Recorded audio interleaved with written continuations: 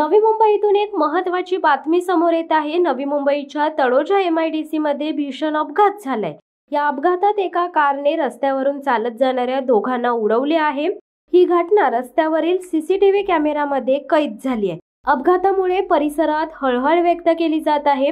मंगळवार दिनांक 14 जानेवारी रोजी नवी मुंबईतील तळोजा MIDC येथील शिवजागृती हॉटेल समोर हा भीषण अपघात घडलाय। भरधाव कारने रस्त्यावरून जाणाऱ्या दोघांना उडवले।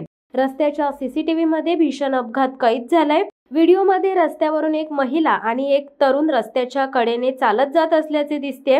काही क्षणातच कार महिला आणि तरुणाला उडवून पुढे जाते। भरधाव येणारी कार महिलेने पाहिली होती, ती बाजूला जाणार इतक्यातच कारने झडप घातली। या दुर्घटनेमध्ये तरुणाचा मृत्यू झालाय तर महिला गंभीररित्या जखमी झालीय। जखमी महिलेवर कामोठे येथील MGM रुग्णालयात उपचार सुरू आहेत।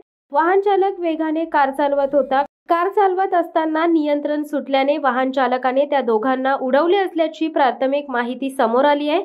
दरम्यान या अपघाताप्रकरणी तळोजा पोलीस ठाण्यात वाहन चालकाच्या विरुद्ध गुन्हा दाखल करण्यात आलाय। तळोजा पोलिसांनी या घटनेचा अधिक तपास सुरू केलाय। शिवसत्ता टाइम्ससाठी अमोल कुमार जैन, नवी मुंबई। दे धडक बेधडक वृत्त देणाऱ्या आपल्या शिवसत्ता टाइम्स न्यूज चॅनलला लाल बटन दाबून सबस्क्राईब करा आणि बेल आयकॉनला क्लिक करायला विसरू नका।